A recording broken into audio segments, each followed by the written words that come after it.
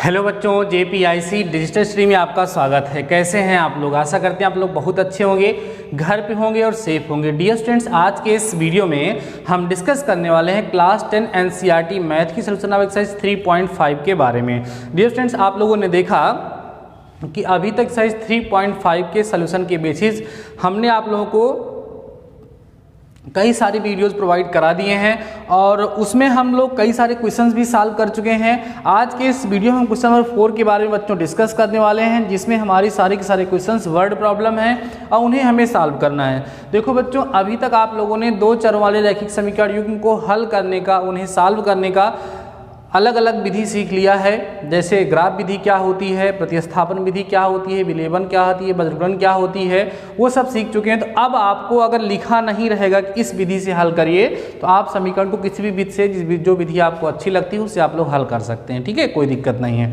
तो आइए देखते हैं हमारा क्वेश्चन नंबर 4 क्या है बच्चों। देखो, बोल रहा है क्वेश्चन नंबर 4 में कि निम्न समस्याओं में रैखिक समीकरणों के युग्म बनाइए और उनके हल यदि उनका अस्तित्व हो किसी बीजगणितीय विधि द्वारा ज्ञात कीजिए। इसने लिख भी दिया है कि किसी भी विधि, जो विधि आपको पसंद आए उस विधि से आप लोग उसको ज्ञात कर सकते हैं। ठीक है बच्चों, तो अभी आपको क्या करना है, इसमें 1, 2, 3, 4 और 5th पार्ट, 5 भाग इसमें दिए हुए हैं। इन पांचों को आप लोगों को बच्चों हल करना है और किसी भी विधि से आप इसको हल कर सकते हैं। तो सबसे पहले हमें इसमें समीकरण बनाना होगा। तो आइए 4th का फर्स्ट पार्ट हम लोग डिस्कस करते हैं, देखते हैं कैसे ये हमारा लगेगा और क्या इसमें कह रहा है। बुक आपके सामने होनी चाहिए। क्वेश्चन कह रहा है बच्चों, एक छात्रावास के मासिक व्यय का एक भाग नियत है तथा इस पर निर्भर करता है कि छात्र ने कितने दिन भोजन किया है। जब एक विद्यार्थी ए को जो 20 दिन भोजन करता है, ठीक है, भोजन करता है तो 1000 छात्रावास के व्यय के रूप में अदा करने पड़ते हैं। जबकि एक विद्यार्थी बी को जो 26 दिन भोजन करता है, छात्रावास के व्यय के लिए 1180 अदा करने पड़ते हैं। नियत व्यय और प्रतिदिन के भोजन का मूल्य ज्ञात कीजिए। तो हम लोग क्या करेंगे, जो जो कह रहा ज्ञात करने के लिए वही मान लेंगे। कह देते हैं माना नियत व्यय या छात्रावास लिख दीजिएगा, माना छात्रावास का या छात्रावास में नियत व्यय बराबर रुपया x। नियत व्यय कितना मान लें हम, रुपया x मान लें। तथा प्रतिदिन भोजन खर्च, प्रतिदिन भोजन खर्च जो है उसको हम लोग मान लेते हैं रुपया y। इतनी बातें समझ में आ रही हैं बच्चों, कोई प्रॉब्लम तो नहीं है। अब देखो, इसको तो आपने मान लिया और आपको यही ज्ञान भी करना है। तो अब हमने आपको पहले से ही बता रखा है कि जब भी आपको समीकरण बनाना होगा तो वहाँ दो कंडीशन दी गई होगी। दोनों कंडीशन का यूज़ करते हुए हम लोग समीकरण बनाएंगे। हम क्या बोलेंगे बच्चों, बोलेंगे प्रथम शर्ता अनुसार। क्या बोलेंगे, प्रथम शर्तानुसार। उसने कितना दिन भोजन किया है भाई, 20 दिन भोजन किया तो 1000 रुपया लगा है। तो जो हॉस्टल का खर्च है वो तो फिक्स है, वो तो देना ही पड़ेगा। बचा 20 दिन, उसका किस हिसाब से भाई, एक दिन खाते हैं तो y रुपया देते हैं, तो 20 दिन खाएंगे तो 20 y रुपया देंगे, गुणा कर देंगे, बराबर कुल कितना खर्च हुआ है 1000। ई बन गया भैया समीकरण नंबर 1। ठीक, समीकरण 1 हमारा क्या हो गया, तैयार हो गया। अब हम क्या लिखेंगे, यहाँ पर लिखेंगे बच्चों द्वितीय शर्तानुसार। दूसरी शर्त क्या कहती है, इस पे हम लोग यहाँ पर डिस्कस कर लेते हैं। अगली बार उसने बोला है कि वो कितना दिन भोजन करता है, 26 दिन भोजन करता है तो 1180 रुपया देता है। एक दिन भोजन 100 रुपया, 26 दिन का 26 y हो गए, बराबर 1180 रुपया वो खर्च किए हैं। ये हमारा समीकरण नंबर 2 बच्चों यहाँ से तैयार हो गया। बातें समझ में आ गई। समीकरण 1 और समीकरण 2 आपके पास बन गया है। अब जो विधि आपको यहाँ प्रॉपर लगे, ग्राफ मत यूज़ करिए, वो तो किसी को प्रॉपर लगती भी नहीं है। प्रतिस्थापन विधि का यूज़ कर लो, विलोपन का यूज़ कर लो, बीजगणित विधि का यूज़ कर लो, ठीक है, जो आपको अच्छा लगे। मुझे सबसे अच्छी इसके लिए, इस क्वेश्चन के लिए विलोपन विधि लग रही है, क्योंकि समीकरण 2 से समीकरण 1 को घटाऊंगा तो y वाला पद कट के x का मान हमें यहाँ से प्राप्त हो जाएगा। तो चलो वही कर लो। लिखेंगे बच्चों, समीकरण 2 से समीकरण 1 को घटाने पर, लिख भैया, समीकरण 2 का है x + 26y = 1180 और x + 20y = 1000 minus minus minus, यहाँ पर x भाई साहब कैंसिल हो जाएंगे, यहाँ बचेगा 6y = यहाँ पर हमारा 1180 है, यहाँ 1000 है, तो 1180 में से 1000 घटाओगे बच्चों तो यहाँ पर आपको 180 मिलेगा। कितना मिलेगा? 180 मिलेगा। तो हम यहाँ लिखेंगे 6y = 180, तो y = हो जाएगा 180 अपान में कितना हो गया भाई? 6 हो गया, तो y = 6×18, तो y बराबर ₹30। माने जो खाने का खर्च है, एक दिन के भोजन का जो खर्च है वो कितना रुपया है? 30 रुपया है। अब y का मान आप बच्चों कहाँ रखोगे? समीकरण 1 में रख दो या 2 में रख दो। लिखते हैं y का मान समीकरण 1 में रखने पर क्या हो जाएगा? x + 20 × 30 = 1000 हो जाएगा। यहाँ x प्लस बच्चों 2 3 यहाँ 600 हो जाएगा = 1000। तो x = 1000 माइनस 600, तो x = बच्चों कितना हो जाएगा? 400 रुपीज़ 400। इसका मतलब ये है कि हॉस्टल का जो नियत व्यय है वो 400 रुपया है और भोजन का प्रतिदिन का जो खर्च है बच्चों कितना है? 30 रुपया है। ठीक है, तो यहाँ लिख देंगे अर्थात होटल नहीं छात्रावास है, अर्थात छात्रावास में नियत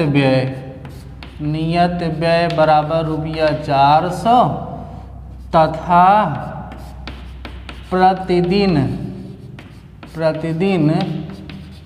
भोजन खर्च बराबर ₹30। ये होगा इस क्वेश्चन को सॉल्व करने का प्रॉपर मेथड। समझ में आ गया होगा बच्चों आप लोगों को? कोई प्रॉब्लम तो शायद नहीं हो रही होगी किस तरीके से इस क्वेश्चन को सॉल्व करना है, अच्छे से आप लोग समझ गए होंगे। देखो, इस तरह के क्वेश्चंस तो हम लोग पहले भी सॉल्व कर चुके हैं। करना क्या होता है, हमें सबसे पहले जो कंडीशंस दी गई हैं, जो शर्तें दी गई हैं, उन शर्तों का प्रयोग करते हुए हम लोग क्या करते हैं बच्चों? रैखिक समीकरण युग्म बना लेते हैं। उसके बाद फिर उस रैखिक समीकरण युग्म को हम लोग किस विधि से हल कर लेते हैं? उसको हम लोग किसी भी विधि से, विलोपन से, प्रतिस्थापन से या बीजगणित विधि से हल कर लेते हैं और हमारा आंसर वहाँ पर प्राप्त हो जाता है। तो यह क्वेश्चन आपको अच्छे समझ में आ गया होगा बच्चों। वीडियो को पास करके इस क्वेश्चन को नोट कर लीजिए, देन हम नेक्स्ट क्वेश्चन के बारे में डिस्कस करते हैं। पढ़ते हैं क्वेश्चन नेक्स्ट वाला। देखो बेटा, सेकेंड क्वेश्चन कह रहा है 1 भिन्न 1/3 हो जाती है। ध्यान सुनो, कह रहा है 1 भिन्न 1/3 हो जाती है जब उसके अंश से 1 घटाया जाता है। जब उसके अंश से हम 1 घटाएंगे तो वह भिन्न कितनी हो जाएगी? 1/3 हो जाएगी। और वह जो है 1/4 हो जाती है जब हर में 8 जोड़ दिया जाता है। वह अभीष्ट भिन्न ज्ञात कीजिए। आइए इसको भी हम लोग सॉल्व करते हैं। काफ़ी अच्छा क्वेश्चन है, इसके बारे में भी हम लोग थोड़ा डिस्कस कर लेते हैं। इसको आप लोग नोट कर लिए होंगे। हम 4th का सेकेंड पार्ट सॉल्व करेंगे। आपको क्लास 10th की मैथ्स कैसी लग रही है ये आप लोग बताएंगे, हमें बताते नहीं हो भाई, आपको बताना चाहिए। और सभी लोग थोड़ा सा एक्टिव होइए और कमेंट्स में जा कर के प्रेजेंट लिखा करिए। जब भी वीडियो देखिए तो सबसे पहले वहाँ पर अपनी उपस्थिति दर्ज कराइए। वहाँ पर आप क्या लिखिए? प्रेजेंट सर, हम प्रेजेंट हैं, हमने वीडियो को देखा है। ठीक है, तो मज़ा आती है देखने में। चलिए ठीक है, 4th का सेकेंड पार्ट बच्चों हम लोग देखते हैं। 4th का सेकेंड पार्ट क्या है हमारा? कह रहा है 1 भिन्न 1/3 हो जाती है, लेकिन कब? जब उसके अंश से 1 घटाया जाता है। तो पढ़ तो दिए ही एक बार, फिर से चलो। हमको जब भिन्न वाले सवाल मिलेंगे तो हम वहाँ पर क्या क्या मानते हैं? अंश मानते हैं और हर मानते हैं। तो हम मानेंगे यहाँ पर क्या मानेंगे? माना भिन्न भिन्न भिन्न भिन्न, माना भिन्न का अंश बराबर x तथा हर बराबर y, अतः भिन्न बराबर x बटे y। भिन्न का हो जाएगी x बटे y हो जाएगी। कोई दिक्कत तो इसमें नहीं होगी। ठीक है, अब बच्चों क्या बोलोगे आप यहाँ पर? सर बोलोगे प्रथम शर्ता अनुसार। जब प्रथम शर्त की हम बात यहाँ पर करेंगे तो उसने कहा है कि एक भिन्न वृत्त जब उसके अंश में एक घटाया जाता है, अंश से एक घटाया जाता है, तो अंश से एक घटाओ और हर में कुछ ना करो, तो यह भिन्न कितनी हो जाएगी सर? 1/3 हो जाएगी। तिरछा गुणा करो, यहाँ आएगा 3x minus 3 equal to Y, तो हो जाएगा 3x minus Y equal to 3। This is our equation number first. No doubt, clear हो गया। आगे बढ़ते हैं। इसने कहा है कि वह 1/4 जब हर में 8 जोड़ देते हैं, तो यहाँ हम क्या लिखेंगे? द्वितीय शर्तानुसार। ठीक है, द्वितीय शर्तानुसार x बटे वाई धन 8 बराबर हो ही जाता है, कितना हो जाता भैया? हो जाता है 1/4, 1/4 हो जाता है। मल्टीप्लाई करो, 4x is equal to Y plus 8, Y इधर लेके आओ, 4x minus Y is equal to 8। This is और equation number second. Equation first और सेकेंड को हम लोग जब सॉल्व करेंगे तो हमें बच्चों किसकी वैल्यू मिलेगी? x और y की वैल्यू मिलेगी। उस x और y की वैल्यू से हमें वो भिन्न प्राप्त हो जाएगी। कौन सी विधि यूज़ करेंगे? मुझे पसंद है विलोपन विधि, मैंने पहले भी बोला मैं विलोपन विधि का प्रयोग करूँगा। कैसे करूँगा?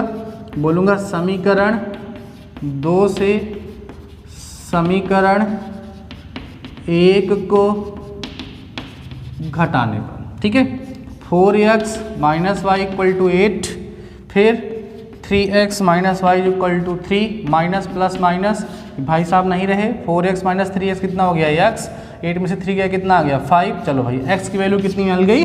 5 मिल गई। x की वैल्यू तो हमें मिल गई। अब क्या करोगे बच्चों? इस x की वैल्यू को ला करके इक्वेशन फर्स्ट में रख दो या इक्वेशन सेकेंड में रख दो, जहां आपको पसंद हो। तो इक्वेशन फर्स्ट में ही रख देते हैं। x का मान समीकरण 1 में घटाने पर में क्या करने पर? रखने पर भैया क्या हो जाएगा? 3 इंटू में 5 माइनस वाई इक्वल टू 3, तो 15 minus Y equal to 3, minus Y equal to 3 minus 15, minus Y equal to minus 12, तो वाई इक्वल टू 12। अतः भिन्न बराबर x बटे वाई। x का मान 5, y का मान 12, तो आंसर हो गया 5/12। समझ में आई बात? क्लियर हो गया? तो हम लोगों ने इस तरीके से क्वेश्चन नंबर 4 का सेकेंड पार्ट भी बच्चों क्या किया? सॉल्व कर लिया, और आशा करते हैं कि आपको समझ में आ गया होगा। ठीक है, अभी आप वीडियो को पॉज करके बच्चों इस क्वेश्चन को भी नोट कर लीजिए आराम से। उसके बाद फिर हम लोग डिस्कस करते हैं नेक्स्ट क्वेश्चन के बारे में, जो काफ़ी अच्छा क्वेश्चन है, उसके बारे में भी हम डिस्कस करेंगे। उसके बाद 2 क्वेश्चन और भी बच रहे हैं, लेकिन मैं आपको जिस तरीके से बता दे रहा हूँ, आपको लग रहा होगा कि और सारे क्वेश्चन जो इस तरीके के होंगे उसको बच्चों आप लोग आसानी से सॉल्व कर सकते हैं। ठीक है, बट अभी आप इसको नोट कर लीजिए, वीडियो को रोक करके आप नोट करिएगा। हम इसको मिटा दे रहे हैं। अब हम लोग करेंगे कौन सा पार्ट बच्चों? इसका पार्ट 3 करेंगे। ठीक है, 3rd पार्ट हम लोग देखते हैं कि क्या बोल रहा है, उसको भी हम लोग सॉल्व कर लेते हैं। नोट्स आप लोगों की बच्चों बन रही होगी, ठीक है, उसमें कोई डाउट तो है नहीं। नोट्स मेरे पास भेजा करिए, डेली का होमवर्क जैसे आप लोग भेजते हैं। चैप्टर कंप्लीट होने के बाद नोट्स आपकी हम चेक करेंगे।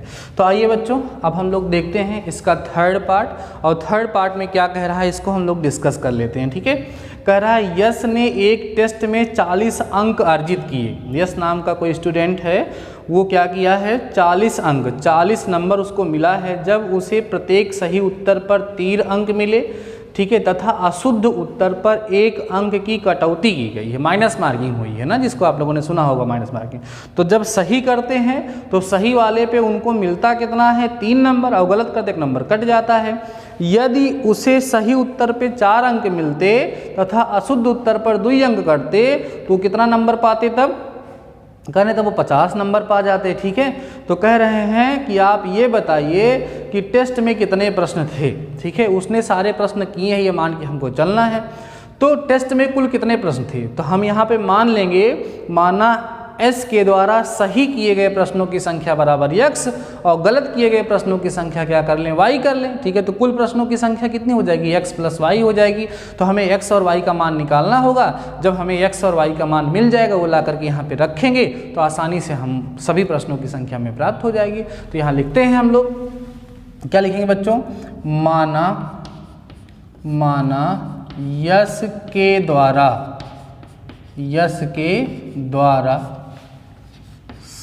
सही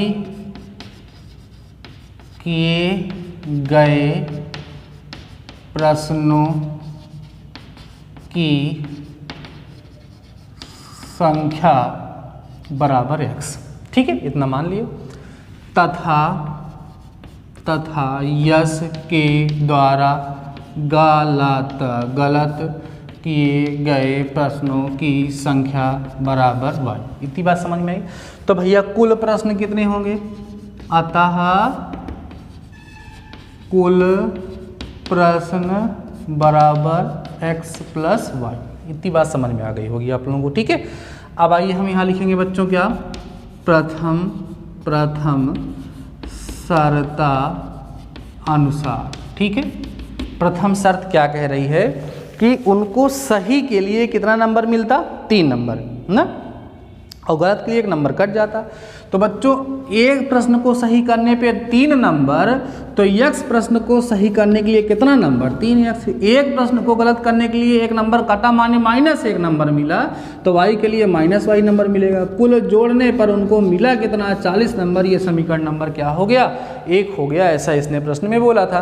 बच्चों फिर से सुन लीजिए, उसने कहा कि एक प्रश्न जब सही करते हैं तो उसके लिए उनको कितना नंबर मिलता है, 3। तो कितना प्रश्न सही किए, x, तो कितना हो गया 3x।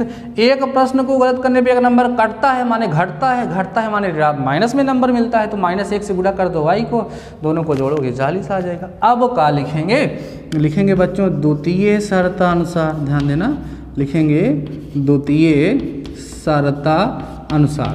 दूसरी शर्त कह रहे हैं कि उनको सही पर 4 नंबर मिले, यही तो बोला है इसने।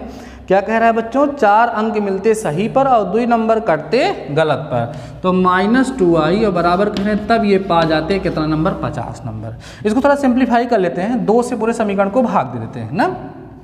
तो 2x -y = 50, और ये बच्चों आपका समीकरण नंबर कितना हो गया, 2 हो गया। अब फिर दोनों समीकरण को हमें हल करना है। हम किस विधि से हल करेंगे, विलोपन, क्योंकि यहाँ पर ना विलोपन सबसे प्रॉपर और सबसे आसान मुझे लग रही है। तो जो विधि आसान लग रही हो, जो भी चीज़ सस्ती लग रही हो, वही लपेट दो, सबसे बढ़िया ना भैया। तो चलो देखो क्या करोगे, समीकरण 1 से समीकरण 2 को घटाने पर लिख देते हैं यहाँ पर, समीकरण 1 से समीकरण 2 को घटाने पर, घटाओ भैया, समीकरण 1 समीकरण 2 घटा दो। तो समीकरण 1 क्या है हमारा, चलो इधर कर लेते हैं।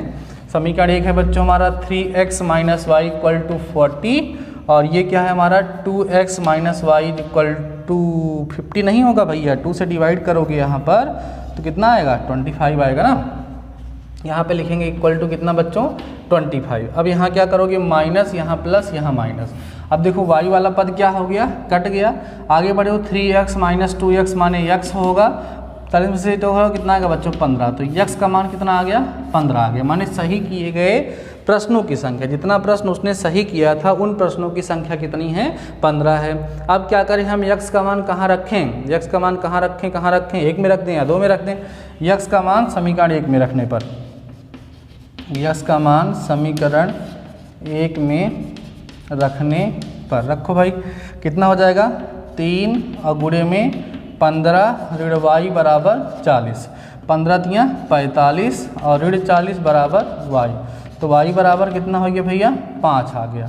तो कहने का मतलब उसके द्वारा सही किए गए प्रश्नों की संख्या जो है, सही किए गए प्रश्नों की संख्या जो है वो कितनी है, 15 है, और गलत किए गए प्रश्नों की संख्या कितनी है, वो 5 है। तो अतः परीक्षा में कुल प्रश्नों की संख्या, अतः